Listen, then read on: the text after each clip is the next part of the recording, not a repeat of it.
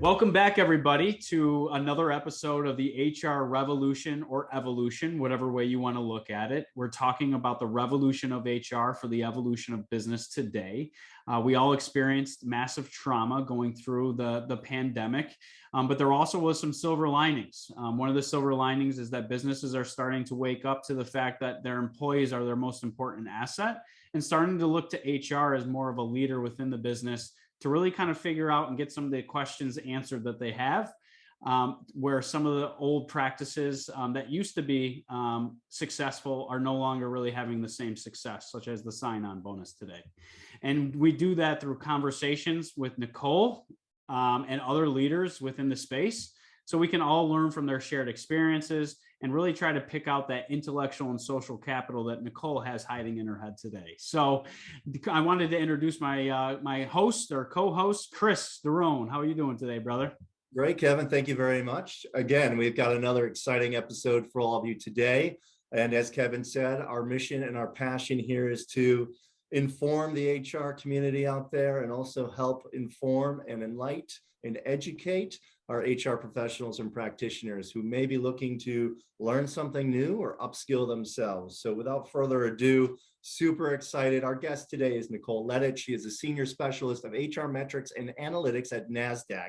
Nicole is a strategic data analyst experienced in working with HR, finance, and operations to transform raw data into impactful data visualizations and clearly explain statistical results. Nicole holds certifications in people analytics, text mining, regression analysis, statistical distribution, and is also a certified senior professional in HR from the Human Resources Certification Institute. Whew, that was a mouthful. On behalf of Kevin and myself, we want to thank you, Nicole, for taking time with us today and welcome you to the show. Great. Thank you so much for having me on. I'm really excited. We're excited to have you. And my first question out of the gate, Nicole, is what was your favorite thing about today that you've done so far? Ooh, I would have to say my favorite thing was being able to drop my son off at school. That's one of the benefits of working from home, is that I can share that time with him in the morning and still make it back at home in time to start my workday. I love that. And I know the feeling now being a father. It is very important thing. Again, one of those silver linings you mentioned earlier, Kevin. Nicole, one of the questions we like to ask people is, you're in the car, just maybe you're driving to drop your son off or pick him up. But what's the one song that you want to listen to that just gets you into a great mood? If you had to pick one song, what would it be to just get you ready and get you, energized? Let's see. I would say it would have to be something by Lizzo. I cannot confirm or deny that I listen to Lizzo every morning, but Awesome. I love her. She is, and just her as a person is hilarious. She cracks me up. I love everything that woman does. One of the things that I wanted to know is if you could drop everything today and then wake up tomorrow with a new skill, what would that one skill be, Nicole? That's a great question. I have always wanted to learn how to be like a top-notch snowboarder. Wow. I love that. Yeah, I tried, never couldn't. I was going to ask you, have you tried? Because you never know. I have tried. Today could be the first take. Were you a natural? You were just shredding the mountain just on your first run?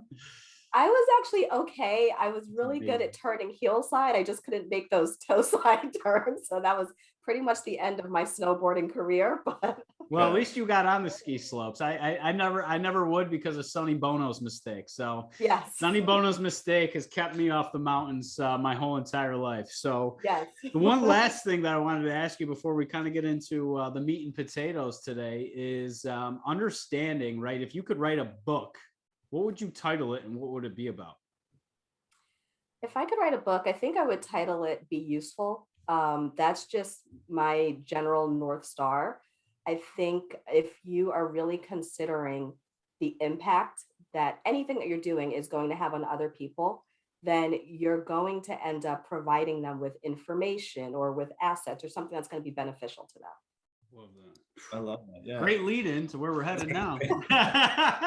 So it's not a Almost like we surprise coached you. to look at, you know, your expertise and your experience, Nicole, if that's kind of the mindset that you have. So I'd love to know, you know, as we talk about, and I'm sure we'll get into, you know, people analytics and its importance today, but just really thinking about the challenges and the opportunities that data presents itself, you know, and we can just look high level. So, you know, coming from a data and analytics standpoint, you know, where do you see the biggest opportunity for individuals who may be working in HR, they may be working in finance, you know, they could be working anywhere in the organization, but where is the biggest opportunity today from a data and analytics standpoint to provide that value and be useful? I think where I see the biggest opportunity is really telling that story by combining data from different sources so that you can really have a holistic view of what's happening within the organization. Um, and we're seeing that happen more and more now. Previously, things were very siloed, but now there's definitely a movement to say, hey, you can't look at attrition without looking at, you know, these other factors. You have to look at internal and external data. So we're definitely seeing that, but I think that we're going to see more of that. Wow. And do you anticipate too? We're living in a world where information is everywhere, right? Our information is everywhere, and people are becoming more and more comfortable with that, right? As long as it promises a better experience, right, for ourselves. And a lot of times when we start talking about data, ethics comes into the conversation. Now, how do you uphold and what would you say anybody that wants to get involved in data from an ethical standpoint? What are some of the things that you hold near and dear to prevent yourself from kind of going down in a direction that you don't want to be in? That is a very timely question. One of the things that, you know, I think a lot about is data governance and also privacy. And, you know, there may be some projects that I think would be very useful for the business, but as you said, they may kind of border on getting into employees' personal details a little too much, or just, you know, maybe some things that employees may not be as comfortable sharing. Mm-hmm. So I think having a strong data governance policy is very important. Also having a good relationship with your legal team to make sure that whatever projects you're doing are compliant. I think that's especially true when you think about GDPR, Mm-hmm. which is much more restrictive than a lot of the policies that we have here. Mm-hmm. Love that. Love that. So I think we hit on something, and as we were introducing you, we mentioned the text mining. So let's go a little bit deeper into that for someone like me who doesn't have, you know, a background or experience in it. I kind of could see how we have remote work environments now. We have more people who are working from home, and organizations may want to know what's going on at home. What are they doing? How are they spending their time? So to your point about having governance, where do you see that line being drawn in the sand? And as we continue to move forward from a governance standpoint, from a privacy standpoint, how are organizations going to adapt to that, do you think? I think a lot of organizations are still trying to navigate that. There are a number of products out there, just HR tech products that are being used right now, where they're really presenting the data in an aggregated and de-identified way. So employees can still maintain that sense of privacy, but it is also giving organizations a chance to see where there might be potentially pockets of burnout. So are people, you know, working much longer than they used to, even though they're at home? Are people not having the same sort of contact with members of their team? So are they feeling isolated? So I think what's important is that information can be used in a way that's very helpful to both the organization and the employee, but these different tools are making it possible to be done in a way that's not so invasive. I love that. And it really is important because the employees are leaving more. I refer to data as breadcrumbs that your employees are kind of leaving you, that you would then pick up and then tell your doctor, right, these are my symptoms. And one of the things that you mentioned at the beginning when you were kind of talking about what you do is the understanding the importance of the siloed approach of old, which is no longer obviously as effective as it was. And you're seeing this more cross collaboration between the business units. But I also suspect in the future that you'll see more across industry competitors and information sharing, because we've kind of almost seen this mass unionization of employees right now. In essence, they're kind of putting their foot in the ground. They're demanding better from employers. But you were talking about the data that you use and to tell that story. And I think that's like one of the most important parts to any people analytics functions and departments, is really being that translator. How do you get a good sense and understanding about the business and about the operations, so you know what data and KPIs that are relevant to the inputs that are necessary for the desired outputs that the business wants? Well, I will say that I really ask a lot of questions and have a lot of ongoing conversations. So one of the things that I did when I joined Nasdaq was I went on a listening tour with my manager, I where love that line. Oh my God. it was honestly amazing, and it provided so much value to me as someone new to the organization. So we actually we met with the different business unit heads. In addition, we also met with members of the different COEs within HR. And so that really gave me an outline of what the key priorities and strategies were. And once I started actually digging into the data and reporting and just, went through all of that information, that gave me additional information, additional questions that I could come up with to ask of all of the different stakeholders. And I would really sit down, okay, well, let's look at these career families in your business unit. What's important? What do I need to focus on? And once I had that information, then I could do that double click into those details to see where I could provide more value. Love that. The listening tour. That is, you got to coin that. That's amazing. Well, I mean, I think we just had our first kind of, insight and aha of the conversation is, okay, right? How do you do that, regardless of whatever role you're in? I'm thinking that, from a career development standpoint, when you're joining a new organization. So that's fantastic to have that kind of natural curiosity, right? And I think that's, as we talk about building relationships, it's one of the things that we like talking about on the show is HR being able to talk with finance, being able to talk with operations in a way that, everyone's on the same page. So it doesn't just feel like, HR, is looking for just the human touch points, but actually understands the business. So along those lines, I think listening is a great point, and really putting yourself out there to understand what's going on is fantastic. So I think that this is helpful for those who may be listening, and they think about what you're doing now in organizations that may not be that far advanced from a people analytics standpoint. So HR is kind of over the last year or so, and we see it coming forward, well, actually, I should say over the last 20 years, has been saying, what's the right data that we should be measuring? What are the types of things we should be working on? So we talk about people analytics strategy and putting one in place. Where should an organization even begin to start thinking about that, Nicole? What's the most important thing that really we need to get our arms around so we can start putting together some strong stories around our people? Yeah, I think what's most important is you really have to start where you are. So make sure that you have a good understanding of what your basic metrics are. Look at things like headcount. Are you defining employees the same way across your organization? When you're talking about attrition, are you talking about voluntary and involuntary? So really just concentrating on those foundational metrics and then building from there. And to touch on what you said earlier, it's really important to have those conversations, and you have to be useful. So you really have to think about what is going to drive the business forward. What information and insights do my leaders need? And how can I pull that together for them in a way that is comprehensive and cohesive and gives them, the insights that they need to act. Your obsession with being useful and being valued is so helpful, because then that's like your intention, right? And then where to focus your attention, whether it's the data, whether it's these certain metrics, or what analytics need to be run.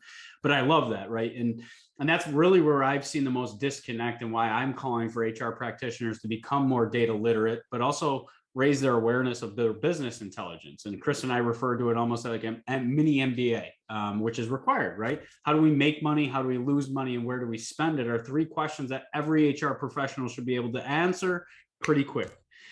Chris and I also get a kick out of when we ask HR practitioners and professionals, well, what are the business goals? The answers that you get back tell you that they have not established these types of relationships within the organization to be even brought or privy to the knowledge of what is the business goals and how are we going to get to there. So you answering and asking those questions are so powerful.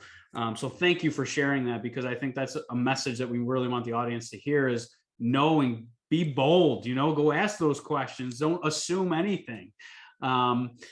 One of the things that you talked about was you used the word stakeholder instead of shareholder, right? And this is kind of out in the public right now with the EAP movement or GDP movement. Oh my God, this is all going to come out. But that movement, ESG movement, that I can't get out of my head. There you go. The ESG movement is obviously being thrusted kind of to the value of shareholders, or it's no longer a shareholder, it's more of a stakeholder, and the stakeholders are the employees. It's also the environment, it's also the community, and they kind of have all these new terminologies, and I think it's great for business. And then from your perspective, the SEC is now changing, obviously, the disclosures, and they want more human capital data. Instead of preventing us from going to another affirmative action check of the box where we're requesting data, how do we prevent it and actually get the use out of this human capital data to improve business behavior? Yeah, it's a great question. And I think one thing that we're seeing out of that ESG movement, to your point, is that triple bottom line. It can't be just, making money for the shareholders. We have to do right by our employees. We have to do right by the communities that we work in. And so I think just to touch on something that you said earlier, we are seeing a lot more involvement from employees who are willing to voluntarily disclose information because they know that it will help the organization make better decisions and also meet some of those strategic ESG goals. Love that. Yeah, they're more willing to share. I love that. And one thing, just to piggyback off of that, sorry, real quick, but if we're talking about the literacy, right, and we're talking about mandates, my fear, right, is that human capital disclosures are going to be under finance because they're the most comfortable with data, right? And if HR is not prepared for that in some of these organizations, it's going to be another function under finance. How do we start? Where would you start an individual's journey on understanding data literacy and storytelling, like you shared earlier, and the importance of that? Where can they start their journey if they're looking to kind of take that first step? Yeah, I think one thing that's important is that you don't want to become overwhelmed because, it can be very challenging to look at data, to understand the difference between certain metrics. So what I would suggest is look at publications like the Harvard Business Review. They do a really good job of explaining metrics in a very clear and accessible way.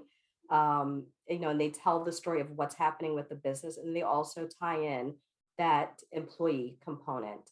Also, develop relationships with people in finance.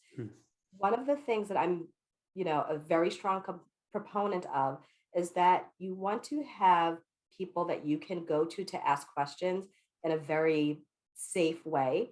Sometimes we feel like we have silly questions, so we don't feel comfortable asking, and then we just kind of live with the fact that maybe we don't know about a certain topic. But if you have people that you build relationships with and you can say, listen, I'm going to ask you something, maybe it's not the best question, but I'm going to ask it anyway, and you can do so in a non-judgmental manner. I think having people like that on your side is very important just for any sort of learning and development. That's great. I want to go back, if we could. We talked ESG, and I've seen it referred to as EESG. So it's actually adding the employee, the environment, social, and then governance. And you talked about voluntary disclosures. It's good because we're getting that data now. What if you have an organization where you're not seeing that? So let's say, we're doing an annual inclusion survey and we're getting very low response rates from it. What are some steps organizations can take to kind of help employees understand, hey, here's why we're asking for this information, and providing a little bit more in order to get a better return on that? Yeah, I think when you're seeing those low rates, that might be a symptom of something that's happening in the organization where people don't feel comfortable providing that information.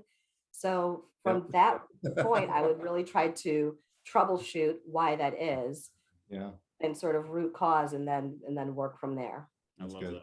Yeah. And I would probably be leaning to believe it's probably on the trust side of things. And they may have been surveyed in the past and they have no It's that idea where safe- that information is going. That's what that decisions safe are being space that made. you also talked about, right? Do they feel comfortable having that conversation or providing that information too? I think it's so important. And businesses are trying to figure that out right now too. They don't want to stymie their growth, but by not creating that safe environment, I think is what people are trying to focus on right now.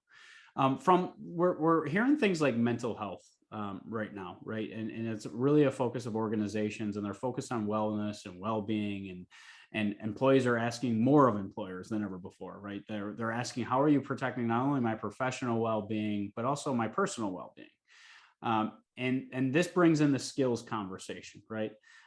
The skills that are required today are not going to be the same skills that are required 2.5 years from now. We're starting to see research that is suggesting that skills are only going to be good for 2.5 years. How can organizations, and what, I guess, do you feel like data plays a big part in identifying the skills that exist today, the future skills gaps that may potentially exist in a year or two from a workforce planning perspective? I do. I think that data plays a part, but I think it's also important to have those conversations to understand where employees see themselves in a few years. So it's not enough just to keep track of the skills they have, but you also have to know where they're trying to apply those skills, what they'd like to do in the future. And you really have to use both the quantitative and the qualitative to put it together to come up with a robust plan. Love that. This is usually where I bring in my question on leadership and management, and are our people managers skilled enough to have those types of conversations, right? So it's working with organizations to really put in place a process around having robust career conversations, to understand aspiration, to understand employability, and their engagement levels as well, in order to put together that type of framework from a career standpoint. So I'm glad you brought that up. Yeah, and I think that's so important now, especially as many organizations are moving to fully remote or fully hybrid. We're going to have to do a lot more to give people managers the tools that they need to build effective teams. Yeah. Agreed. And it's going to require new skills. And I felt like succession planning before was the next person up, not the best person up. Right. And I felt like that's like when businesses got away from being intentional about their workforce planning. Right. It was kind of, okay, you can do the job, or we think you can do the job. Let's just throw you into the job, instead of really preparing and trying to collect as much of that intellectual capital as we're trying to gain from you today before that person left the organization and then it's lost for good. One of the things I noticed in your history, right, Nicole, is that you kind of been through a transition yourself. You were in traditional, more traditional HR positions before, which led you to where you are today. What was that one project or that one thing that you found data to be so valuable that once you got a bite of that apple, you couldn't stop taking bites? Sure. So yeah, I have an interesting background. So prior to Nasdaq, I worked as an HR business analyst, an HR and accounting manager, and also a marketing analyst. And so I actually fell into HR when I was planning on making a career change into management accounting. And the story goes, I joined this small real estate development and construction company as a staff accountant. After I was there for a few months, one of the owners approached me and said, "Hey, do you want to build up our HR function? We haven't had a dedicated person in the role before." So one thing you have to know about me, I am not someone to turn down a challenge. So I said, yes, no problem. But what was nice about starting with that blank slate is that I didn't have to make it the typical HR role, because I had HR, I had property accounting. I was also in charge of the company's tax abatements process, which was actually critical for our real estate development projects. And so I had really a lot of just line of sight into the way, some of our ways of working and how that had direct impact on the bottom line of the business. And I actually, one of the main projects I started working on was revamping this tax abatement process. So that process was completely manual. You were dealing with a lot of city bureaucracy. You'd send in an application, it would go into, a black hole. And then it wasn't until you got an angry owner calling about why their tax bill was so high that, you would kind of jump and react. And so that's when I actually sat back and I said, okay, let me process map this. So let me see how this should work end to end. where are the gaps? I'm going to create a database. So I just did that using Excel and VBA for my proof of concept, mapped out the entire thing. And then I figured out, okay, well, once we send this application in, we should get a response back within, 60 days or whatever it was. If I don't hear back within 60 days, I'm going to put a flag on that. So then I created this whole system where anything that was outside of that KPI, it would get a flag. So we could proactively reach out to the city to get status updates. And then we continued to build on that. It ended up getting to the point where I had someone who was reporting to me who she took an interest in learning coding. So I said, yeah. So I gave her all the resources she needed. And so what she did was she's like, I'm going to reach out to the city database. I'm going to look for any of our properties that may be flagged for license issues or tax issues. I'm going to reach out to our property owners to get them resolved before, while we're in this pending status from the city. And then that way we really kept everything moving. Wow. And that was, the rest is history. Wow. And that's so odd. That's why I love the people, process, and technology first. I think when you first look at that, but your worldly view is so important. I think is like understanding the business, but also isn't your degree in like English literature? Yeah. So you also understand like the communication side of it and effective communication, probably how to ask really good questions. But this is all vitally important to know what questions to ask of the data. And this is kind of what Chris and I talk about. Chris doesn't tell you that he likes data. He's still a student. But we talk about these types of things. And that's kind of one of the things that comes up is knowing what questions to ask of the data, right? And the importance of that, because otherwise it's just numbers on a page. I say, Nicole, I think it's fascinating, as we have these conversations, that when we typically talk with people who don't have the traditional, I started in HR, I worked my way up through HR, obviously can be very successful using that path. But I just love hearing about, individuals like yourself who had a non-traditional way into it, right? And you were able to almost create, as you said, here's how we're going to run our human resources function, our human capital function, and tailor make it to fit the needs of the business. And I think that is super refreshing when I hear that, because, a lot of the burnout that we're talking about in HR happens because people are doing these traditional roles and they're doing it over and over again. And we're seeing it, things are changing. So I just want to thank you for sharing your experience. That was fantastic. I guess I would say for those out there, what advice would you give to individuals who may be thinking about their career or watching or listening to this episode? What career or what advice? And obviously they're going to read your book, Be Useful, when it comes out. But what other advice would you give them, as they're thinking about maybe where they might be in their career journey? Yeah, I think one thing that's important, specifically when you work in a data role, is use the data that you have in front of you because you understand it. Practice with that because you can do that in a safe way. You know what the outputs are supposed to look like. You'll develop that gut reaction in terms of what questions to ask or what looks a little bit odd or off. So just kind of start there. And I think one of the things that I notice a lot is that people want to jump into the most sophisticated tools. And that's not always what's needed. I think just, again, understanding the business, being able to ask really strong questions and understand, okay, so what? Okay, I'm looking at this data, so what? Why should this be important to my stakeholders, to my manager? And if you can communicate those things, that would make you a really strong data professional. Yeah, that's great. And if you're useful, that's all. I love that point that you keep focusing on because it is so important. Well, I'd be remiss if I didn't say this month is Black History Month. And here, Chris and I are the two white guys interviewing you, Nicole. And I really wanted to think about kind of building that transparency and the call for DE&I, because DE&I, in my opinion, in order for corporations to really build back the trust in corporate America or the working world, I felt like they could do that through data and the transparency of data. What are your stances on that? And do you feel like there's more that we can do and disclose and corporations can share to, again, make more of a difference than the intentions of affirmative action? Yeah, I mean, I think it's such a tricky subject, to be honest. So I know a lot of companies are disclosing, and it really is nice to see that we are making a lot of progress. Mm-hmm. But you also run into situations where at many organizations, you don't have really a lot of diversity. So it's very hard to. But they say they do. Yeah. Yeah. I mean, some do, but. And I think the fact, after 2020, I think everybody did is the minimal amount as needed in order to say, listen, here's our response.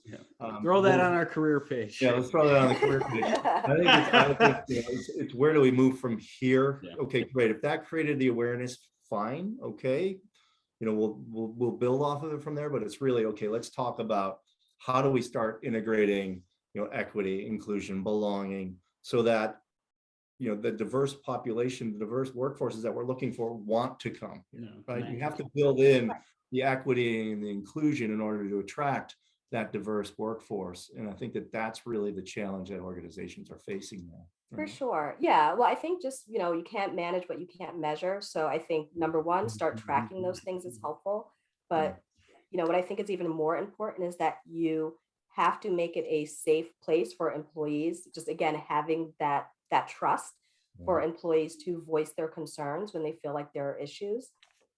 It's not enough to just say that you have a commitment to DE&I and then just, really when you don't act on it, you're not really providing opportunities for advancement for people within your organization. I think, as you had mentioned from 2020, there is a lot more sensitivity around that. And we see a lot of organizations are actually making steps toward progress. One thing that my father told me growing up is that progress is slow. So, and I feel like we live in a culture where everything is expected to be instantaneous. So we are kind of making ground in terms of DE&I, but probably doesn't feel like as fast as it should be. I love what you say about it, living in that instantaneous world, because everything's kind of built towards that. And then speaking of instantaneous, Netflix, now I get a movie in my room, and the second that a movie that is tailored to me based off of things I've previously watched, right? And I love that. But I know Netflix and I know some of these other institutions are now starting to disclose what they did within that calendar year from a DE&I perspective. And I really love that year-end disclosure. Yeah, what did you do? If you're talking about it and you're doing these things, show us what you're doing. One of the things that you said that I wanted to kind of go back to as we can continue to evolve and learn in the function, where's the white space, right? We're talking about skills only being good, like I mentioned earlier, for 2.5 years, but HR practitioners that are wanting to reinvest in themselves, what skills do you think they should be investing in now in order to continue to be successful or more successful in the role? Yeah, I mean, to touch on what you said earlier, just really, again, that mini MBA, understanding the business. I think that's going to be critical. One thing that I focus on really is reading a lot of our corporate communications. That will tell you so much in simple language what the strategy is, what are the key priorities. So just kind of continuing to do things like that will give you, just kind of propel you forward. I also think it's really important for someone who's looking to maybe upskill or reskill, get a mentor or a coach. I cannot advocate for that, strongly enough. That person, if it's an experienced person, can help you with skills development and career pathing. A lot of times they have the breadth of knowledge to be able to tell you, hey, here's what I think, what's next? Hey, let's do a gap analysis on your skills. So what are your strengths? Where are you trying to go? And how can we get you there? And another thing that I'm a big proponent of is communities of practice. So for example, I'm one of the co-leads at Princeton Pi. So it's a Python user group. We meet once a month. What's nice about the group is you have people who are professional Python developers, you have people who use Python for data science, and then people who are just Python hobbyists. But again, it's a safe space where you can just go and ask whatever you need to. It's a super inclusive group.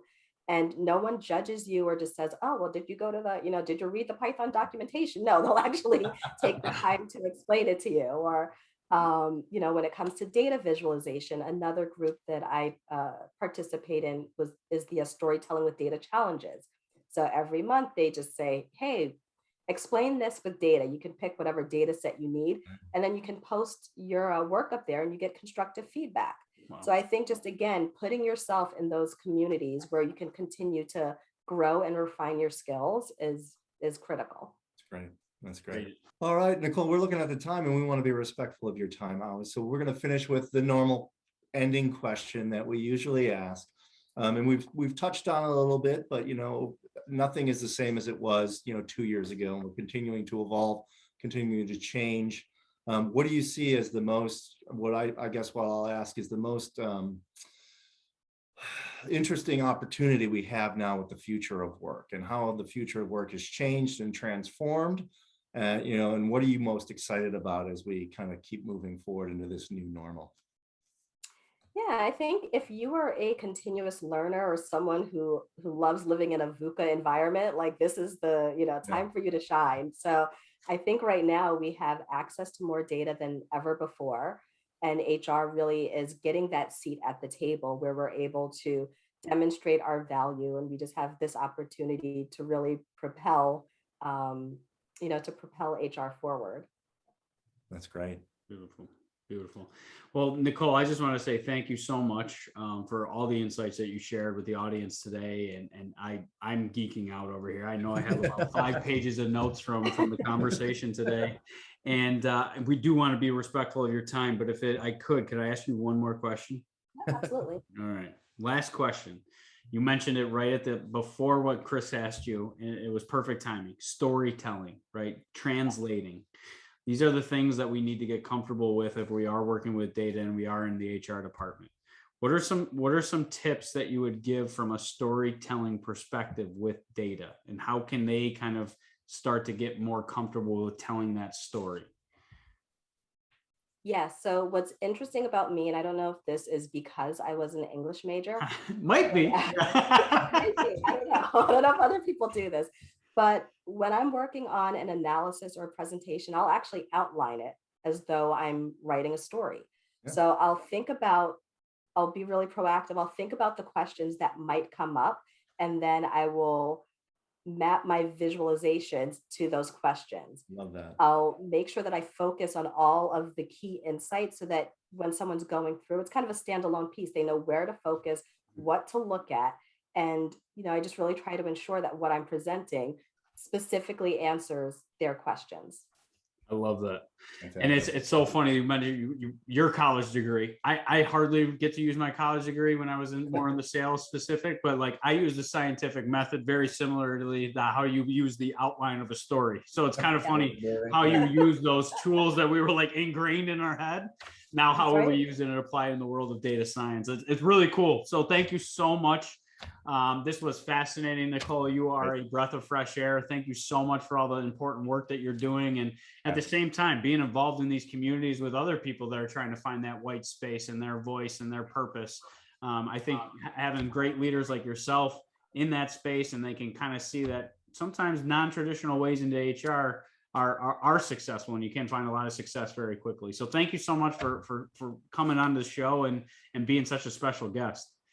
Great. Thank you. It was great to be here and a wonderful conversation. Appreciate it. Thank you. Thank you. Thank you.